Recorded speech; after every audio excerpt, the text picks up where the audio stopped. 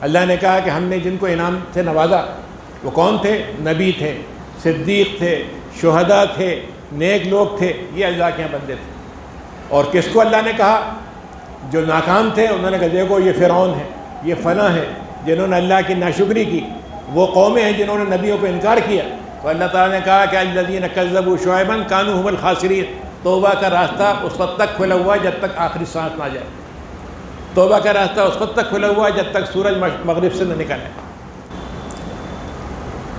اب یہ ایوولوشن صحیح ہے یا نہیں ہے یہ ہمیں اس سے کوئی بحث نہیں، لیکن اللہ تعالیٰ نے ہم کو یہ بتایا کہ پہلا انسان جو بنایا تھا وہ انسان تھا، اس کو جانور نہیں بنایا تھا ہم نے جی۔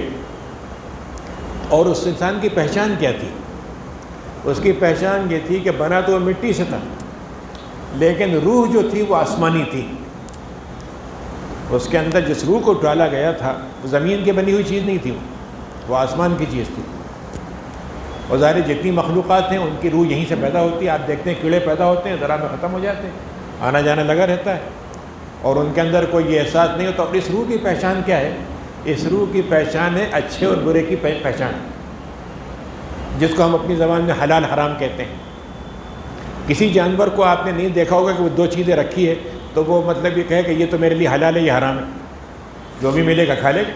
لیکن انسان میں یہ پہچان ہے کہ وہ اچھے اور برے کو پہچانتا ہے۔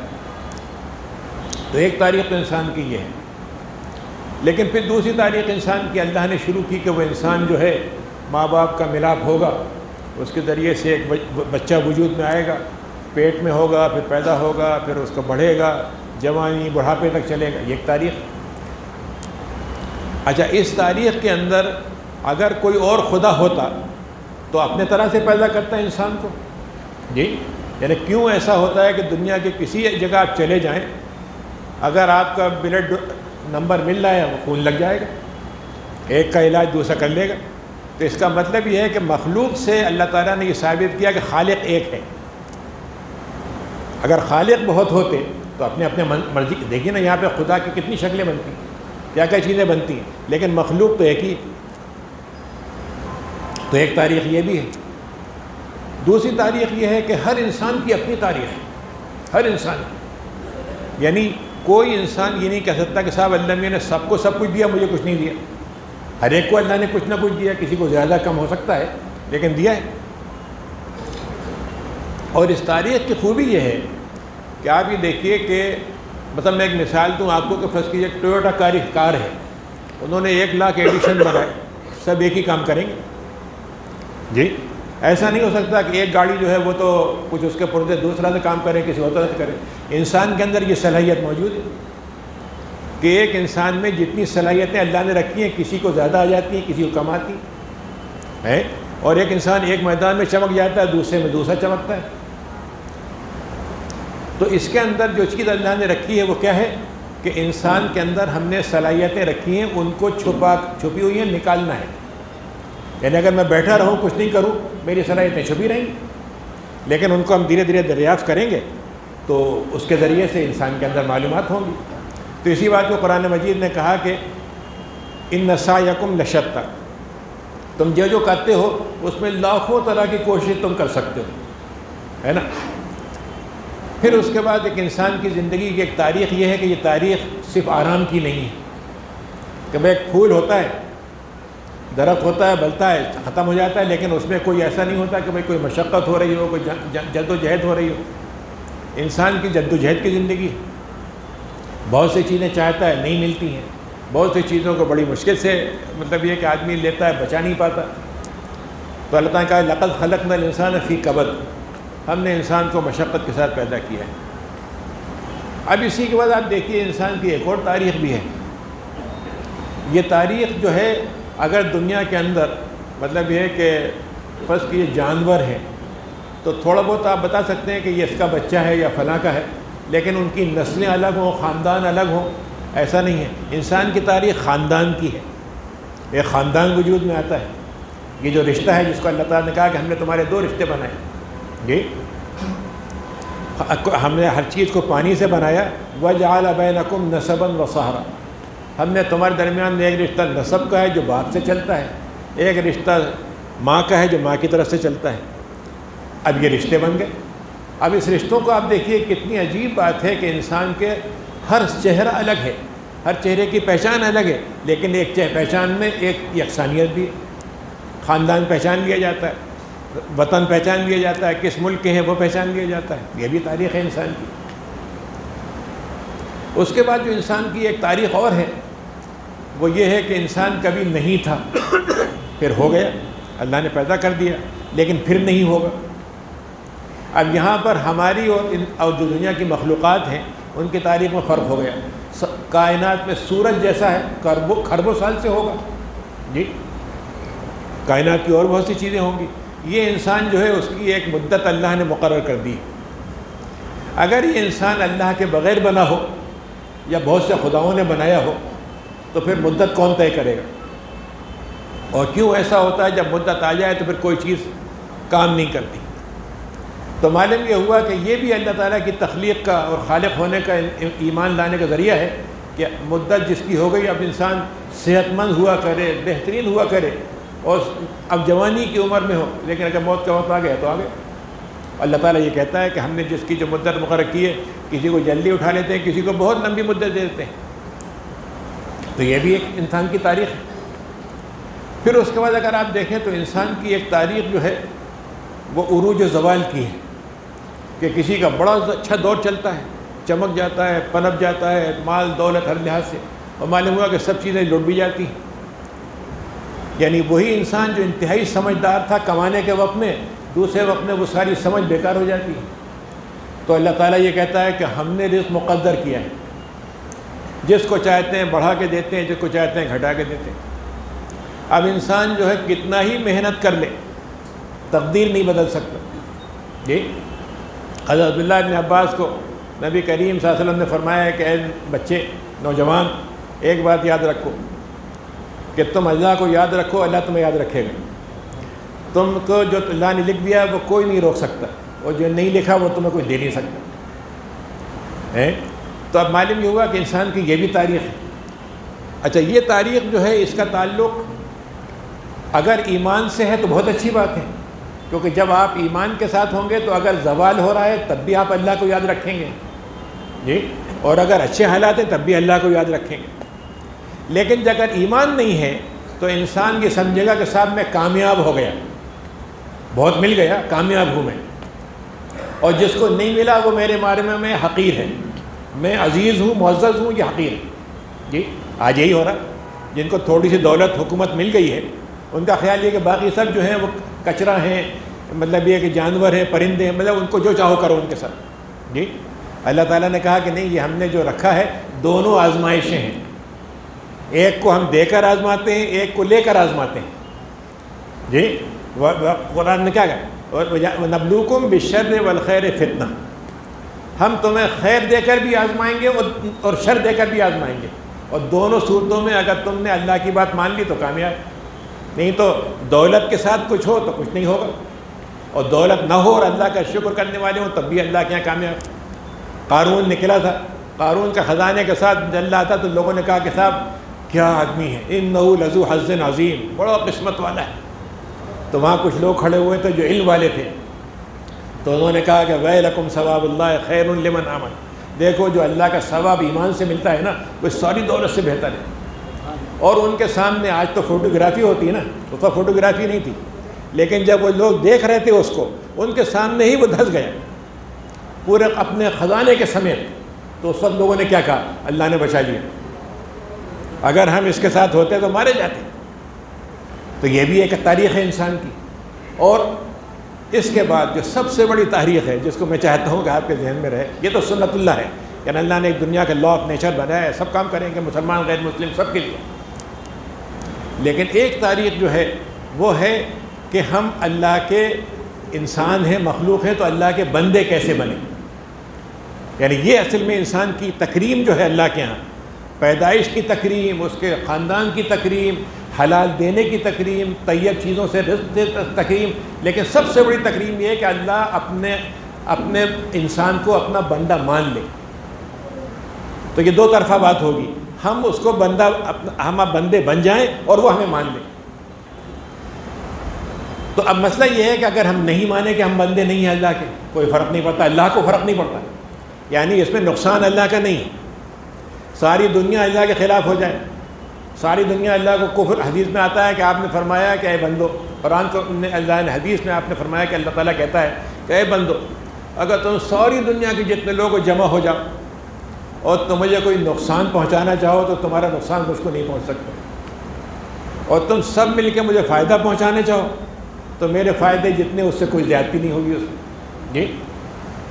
اور اے بندو، اگر میں جتنے ہیں سب کو جتنا مانگو سب دے دوں تو میرے خزانوں میں کمی نہیں ہوگی۔ تو اب سوال یہ ہے کہ جب انسان کو اللہ نے یہ بندگی کا موقع دیا ہے تو اصل مسئلہ ہمارا ہے کہ ہم اللہ کے بندے بن جائیں، تو اللہ کو کامیاب یا ناکام ہونا نہیں ہے، ہمیں ناکام نہ ہونا ہے۔ اگر ہم بندگی کو مان لیتے ہیں تو پھر اللہ کے ہاں کامیابی ہماری طے ہوگی، اور یہ وہ تاریخ ہے۔ میں اس لیے یہ بات اس لیے زیادہ اہمیت کے ساتھ کہنا چاہتا ہوں کہ آپ کو سائنس یہ تاریخ نہیں بتائے گی، فلسفہ یہ تاریخ نہیں بتائے گا، سیاستداں یہ تاریخ نہیں بتائیں گے، سماجیات کے سوشیالوجی کے لوگ نہیں بتائیں گے، یہ صرف اللہ تعالیٰ بتائے گا، یہ صرف اللہ کے نبی بتائیں گے کہ انسان کو کامیاب ہونے کا طریقہ کیا ہونا چاہیے، اور انسان ناکام ہو تو کیا ہوگا۔ اور اس کی وجہ یہ ہے، بڑی بنیادی وجہ یہ ہے کہ اگر صرف دنیا میں ہی ہمیں رہنا ہوتا، بات ختم ہو جاتی، چلیے ہو گئی جیسی زندگی گزار لی۔ یا اگر آپ ہمارے شاعری کو پڑھیں تو لوگ روتے جھوتے کہیں نہ کہیں گزار لیتے ہیں زندگی، ٹھیک ہے نا۔ مسئلہ یہ ہے کہ ایک زندگی آگے ہے، اور وہ زندگی وہ ہے جو اس میں صرف دو راستے ہوں گے۔ آج تو لاکھوں راستے ہیں، اس دن دو راستے، یا تو کامیاب یا ناکام۔ اور پھر سب سے بڑی بات، اس وقت کی زندگی ابدی ہے، ہمیشہ کی۔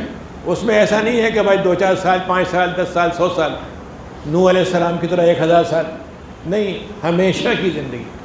تو اب اللہ تعالیٰ نے یہ کہا کہ ہم کو وہ تمہاری تاریخ بتا رہے ہیں جو صرف انبیاء بتاتے ہیں کہ اس آخرت کی کامیابی کو کیسے کرنا ہے، اور اس میں ناکامی کا ذریعہ کیا ہوگا۔ تو قرآن مجید جو ہے انسان کی دونوں کی تاریخ ہے، کامیاب بندے اللہ کے کیسے تھے اور ان کی پہچان کیا ہے وہ بھی اللہ نے بتا دیا۔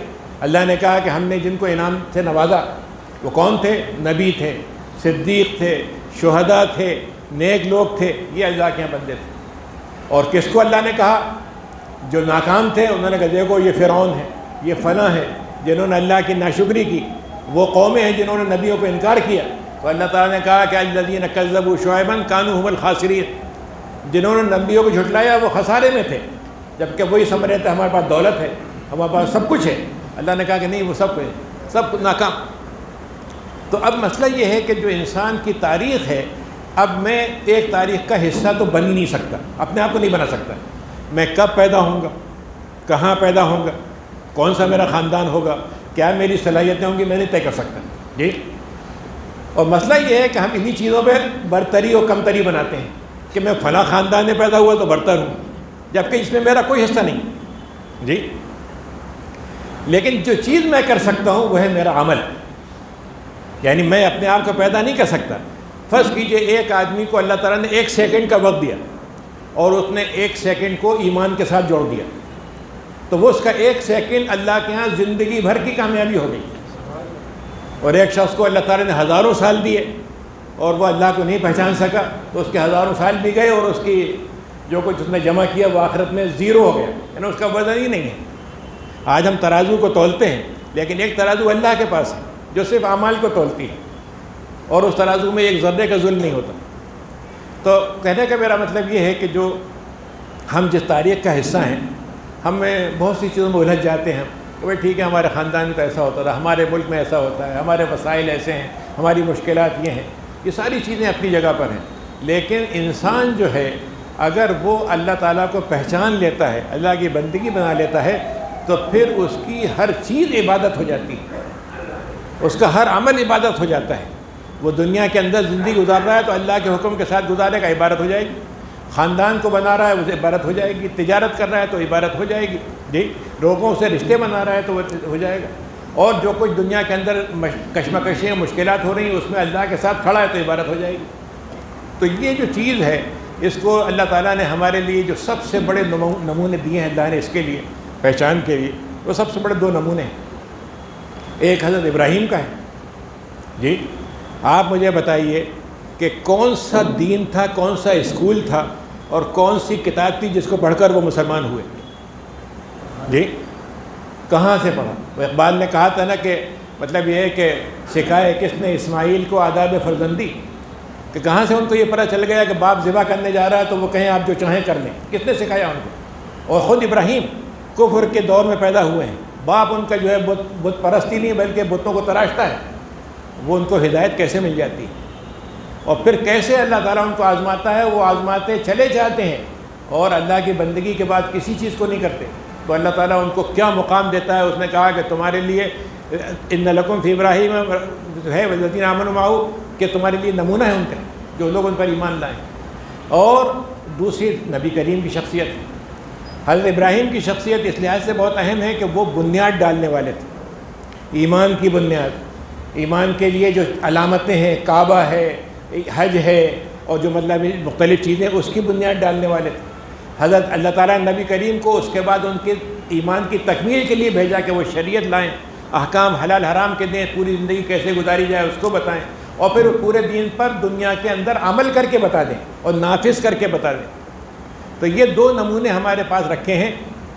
اب اس کے بعد ہم بڑے محروم ہوں گے کہ ہمارے پاس اتنے اچھے نمونے ہوں اور ہم دوسروں کو نمونہ بنائیں، ہم کسی فلم اسٹار کو نمونہ بنائیں، کسی کھلاڑی کو بنائیں، کسی سیاستداں کو بنائیں، اور کسی ایسے انسان کو بنائیں جس کی زندگی کا ایک رنگ ہی نہیں، ہزاروں رنگ ہیں، جس کا اندر کچھ ہے باہر کچھ ہے، اور جو آپ کی خیر خواہی بھی نہیں کرتا، وہ اپنے مطلب کی بات کرتا ہے، بیوقوف بناتا ہے اور اپنا مطلب نکال لیتا ہے۔ اللہ تعالیٰ نے نوح علیہ السلام سے کہلوایا، انہوں نے کہا کہ اللہ میاں میں نے سارے لوگوں کو بتایا کہ تم اللہ کو مان لو، تمہیں اللہ تعالیٰ نوازے گا، معاف کر دے گا، جی، اور تمہارے اور اولاد بڑھا دے گا، دولت بڑھا دے گا۔ مانا کس کو؟ اتبعوا من لم یزدہ مالہ وولدہ الا خسارہ، ان کو مان رہے ہیں جو ان کا مال بھی لوٹ لیتے ہیں، ان کی اولاد کو بھی مروا دیتے ہیں۔ آج یہی ہو رہا ہے، یہ ساری طاقتیں جو ہیں کہتے ہیں تم مرتے رہو ہماری خاطر اور ہم مزے کریں گے، اور ہمیں انہی کی جے جے کار کرتے رہتے ہیں۔ تو اللہ تعالیٰ کہہ رہا ہے کہ وہ لوگ جو مطلب یہ نبیوں کو مان لیتے ہیں وہ کامیاب ہوتے ہیں، اور جو نہیں مانتے وہ خسارے والے ہوتے ہیں۔ تو اس کی سب سے بڑی پہچان دو لفظوں میں اگر میں آپ سے کہوں تو دو لفظ ہیں، ایک نمونہ ہے آدم علیہ السلام کا اور ایک نمونہ ہے شیطان کا۔ دونوں نے غلطی کی، دونوں غلطی کی نا۔ آدم علیہ السلام سے کہا کہ درخت کے بعد مت جانا، وہ چلے گئے، غلطی ہو گئی نا۔ شیطان سے کہا سجدہ کرو، اس نے نہیں کیا، اللہ کی نافرمانی کی، یہی ہوا نا۔ دونوں میں فرق کیا ہے؟ فرق صرف اتنا ہے کہ آدم علیہ السلام نے غلطی کو مان لیا، ندامت کا اظہار کیا، اللہ تعالیٰ نے ان کو توبہ کی توفیق دے دی۔ شیطان نے نہیں مانا، ڈٹ گیا، جی، بحث بازی اللہ سے کی، اللہ تعالیٰ نے اس کو اپنے درگاہ سے محروم کر دیا، مرحوم سے ملعون بنا دیا۔ تو اگر آپ یہ کہیں تو انسان کی تاریخ کیا ہے، تو میں کہوں گا انسان کی تاریخ آدم علیہ السلام سے آج تک توبہ کی تاریخ ہے۔ ہم فرشتے ہو نہیں سکتے، گناہ نہیں کریں ایسا نہیں ہو سکتا، لیکن یہ کر سکتے ہیں کہ گناہ پر اعتراف کر کے مان لیں، زندگی پھر سے اچھی شروع کر دیں۔ جی، حدیث شریف ہے کہ آپ نے فرمایا کلکم خطاؤون وخیر الخطائین التوابون، تم میں سے ہر آدمی سے غلطی ہوتی ہے مگر سب سے بہتر وہ جو توبہ کر لیتا ہے۔ جی، خدا آپ نے فرمایا کہ میں 70 بار مغفرت کرتا ہوں، اللہ تعالیٰ سے مغفرت مانگتا ہوں۔ تو کہنے کا مطلب یہ ہے کہ فرشتہ ہونا تو آسان بات ہے، اس لیے کہ اس کو کوئی توفیق ہی نہیں ہے کہ برا کر سکے۔ انسان ہو کر انسان اچھا بنے تو فرشتہ صفت ہو جاتا ہے، لیکن فرشتہ صفت کی سب سے بڑی پہچان یہ ہے کہ وہ اللہ کی طرف پلٹ آتا ہے۔ اللہ تعالیٰ کہتا ہے کہ ثم تابوا فتاب اللہ علیہم، جب وہ اللہ کی طرف پلٹے تو ہم بھی پلٹ کے آ گئے۔ یہ وہ ہے جو چیز اگر آپ دیکھیں تو ہماری پوری تاریخ میں ہمارے اندر بہت سی کمزوریاں ہیں، حسد ہے، تکبر ہے، جی، لالچ ہے، بہت سی خرابیاں ہیں، دشمنیاں، نفرت ہوتی ہیں۔ اب اگر ہم ان کو شیطان کو موقع دے دیں تو ہماری ان طاقتوں کو بڑھا دے گا، جی، لیکن اگر ہم اللہ کو مان لیں اور توبہ کر لیں تو ان صفتوں سے نکل جائیں گے اور ہم ان صفتوں کی طرف چلے جائیں گے جس میں اللہ تعالیٰ کے ساتھ مطلب بندگی ہے، بندوں کے ساتھ رحمت کا معاملہ ہے، دشمنوں کے ساتھ بھی انصاف کا معاملہ ہے، صرف اپنے لوگوں کے ساتھ نہیں بلکہ انصاف، حق کی بات، اور جو مطلب جس کا جو حق ہے اس کے مطابق۔ تو یہ زندگی چونکہ ہم نے کتابوں میں تو رکھی ہوئی ہے، دل میں بھی رکھی ہے، لیکن آج کی زندگی میں ایک ایسا نمونہ اسلام کا نہیں مل رہا ہے جس سے دنیا یہ دیکھے کہ اسلام کے ماننے والوں کو غیر ماننے والوں میں کیا فرق ہوتا ہے، ان کا رہن سہن کیسا ہوتا ہے، ان کی عبادتیں کیسی ہوتی ہیں، زندگی کیسی گزرتی ہے، تجارت کیسی ہوتی ہے، سیاست کیسی ہوتی ہے۔ یہ چیز اللہ تعالیٰ چاہتا ہے کہ ہم اس کو کریں۔ تو اگر کل نہیں کر سکیں تو آج کریں، اور آج نہیں کر سکیں تو کل کرنے کی کوشش کریں۔ توبہ کا راستہ اس وقت تک کھلا ہوا ہے جب تک آخری سانس نہ جائے۔ توبہ کا راستہ اس وقت تک کھلا ہوا ہے جب تک سورج مغرب سے نہ نکلے۔ اس وقت تک اللہ نے مہلت دی، لیکن یہ کہ اس مہلت کو ہم ضائع کر دیں۔ اور ایک آدمی یہ کہ صاحب بڑھاپے میں توبہ کر لیں گے، ابھی تو جوانی ہے جی، ارے بھائی عیش کہتے ہیں بابر بعیش کوش کے اعلان دو، عیش کر لو ابھی، بعد میں ہوگا۔ جوانی کو ضائع کر دیں، جو سب سے قیمتی چیز ہے۔ وقت ضائع ہو رہا ہے، ٹائم ضائع کر رہے ہیں، ٹائم جو کبھی واپس نہیں آ سکتا وقت، اس کو ضائع کر رہے ہیں، بیکار کی چیزوں میں ہم الجھے ہوئے ہیں۔ تو توبہ کب کریں گے؟ کسی شاعر نے کہا تھا کہ بھائی کب کرو گے؟ قرآن مجید میں اللہ نے کہا کہ الم یأن للذین آمنوا ان تخشع قلوبهم لذکر اللہ، کیا وہ وقت نہیں آ گیا کہ لوگوں کے دل میں اللہ کا خوف آ جائے؟ جی، اگر ایک صحابی تھے، بہت بڑے ڈاکو، صحابی نہیں تابعی تھے، بہت بڑے ڈاکو تھے، وہ چوری کرنے گئے اور ایک آدمی تہجد میں یہ آیت پڑھ رہا تھا، ان کا نہیں آ گیا وقت، اور وہ اپنے وقت کے سب سے بڑے نیک اور صالح بندے بن گئے۔ تو یہ اصل میں جو چیز اللہ نے انسان کے اندر رکھی ہے، تو ہم اپنی معذوریاں بہت سمجھتے ہیں کہ ہم کمزور ہیں، فجی ہیں، طاقت نہیں ہے، حالات خراب ہیں، سب کچھ ہے، لیکن توبہ کی توفیق تو ہم کر سکتے ہیں۔ ہر ایک کی اپنی توفیق تو ہو سکتی ہے، اور اچھا پھر اللہ نے ہمارے ساتھ بڑا احسان کیا ہے۔ یہ نہیں کہا کہ بس ایک ہی بار توبہ قبول کریں گے، اللہ نے کہا تم 70 بار گناہ کرو، ہم توبہ کرو، ہم تو 70 بار قبول کریں گے جی۔ اور حدیث میں آتا ہے کہ اللہ تعالیٰ اپنے توبہ کرنے والے بندے سے ایسا خوش ہوتا ہے جیسے کسی کا جانور صحرا میں کھو جائے اور پھر وہ مل جائے، اور اس کی وجہ سے وہ شکر کر الفاظ بدل جائیں اس کے۔ تو یہ وہ چیزیں ہیں جس کو اصل میں اگر ہم تازہ کریں تو حقیقت یہ ہے کہ اللہ کے ساتھ جو ہمارا معاملہ ہے وہ صرف بندگی، اور بندگی کے بعد توبہ، اور توبہ کے بعد نیکی کی طرف آنے کا سفر، یہ 3 چیزیں ہم کرتے ہیں تو آج بھی اللہ تعالیٰ کے دین کا نظام چلنے والا ہے، اللہ کے نبی کی سنت آج بھی چلنے والی ہے، اور اللہ کے نبی کا جو قانون ہے اس کے مطابق دنیا میں فیصلہ اس کے مطابق ہونے والا ہے۔ تو اگر ہم یہ کریں گے تو ہم اس میں اللہ کے اور اللہ کے نام لیواؤں کے ساتھ کھڑے ہوں گے، اور یہی اصل میں ہمارا مقصد ہونا چاہیے زندگی کا۔ وآخر دعوانا الحمدللہ رب العالمین۔